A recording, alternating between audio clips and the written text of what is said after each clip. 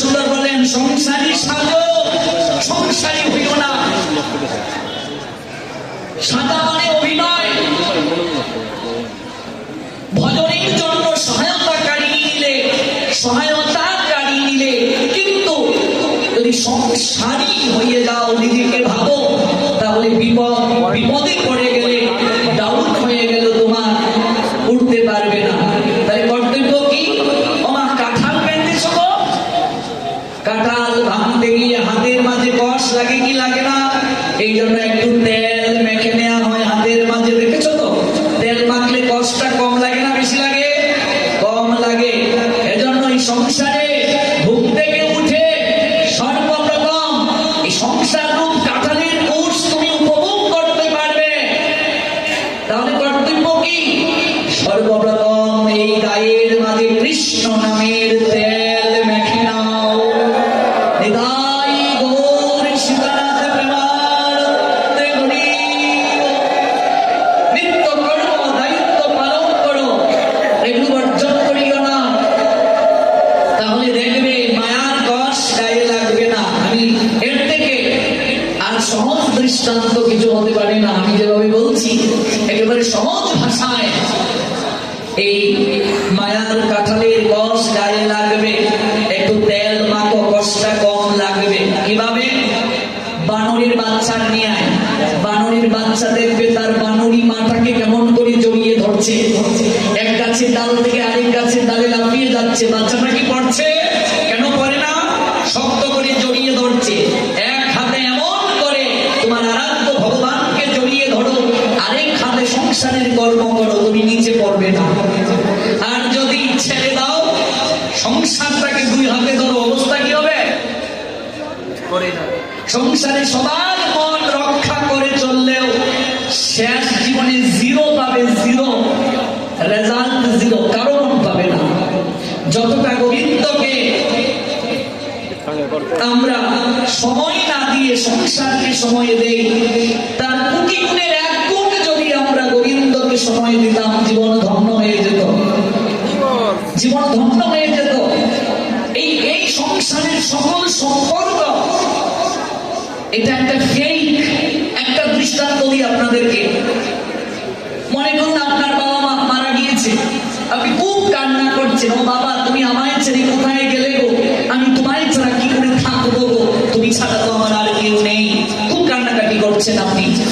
শ্রাদ্ধে বসে যিনি পিণ্ড দেবেন, ঠিক সেই সময় যদি আপনার বাবা এসে হাজির হয়, এই পিণ্ডটা আমার হাতে দে, কি বলবেন আপনি? বাবা বলে জড়িয়ে ধরবেন না দৌড়ে পালাবেন? কেন পালাবেন? কেন?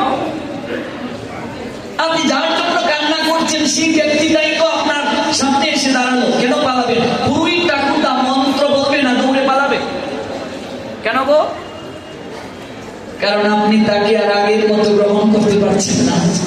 তাহলে আপনি যে এতক্ষণ কান্না করলেন যার জন্য, সেই ব্যক্তি তো এলো, আপনি তাকে গ্রহণ করতে পারছেন না কেন? তাহলে এই কান্নাটা রিয়েল না ফেক?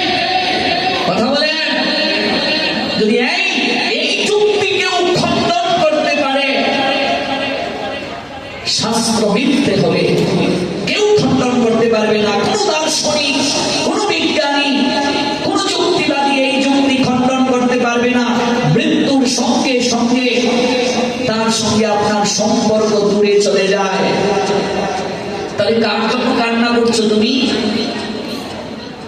রবীন্দ্রনাথের বিখ্যাত ছোট গল্প জীবিত অমৃত, সেখানে কাদম্বিনী নামে একটা চরিত্র আছে, যে কাদম্বিনী শ্রাবণীর অমাবস্যার রাতে দেহ রাখলেন, মূলত মরেননি তিনি।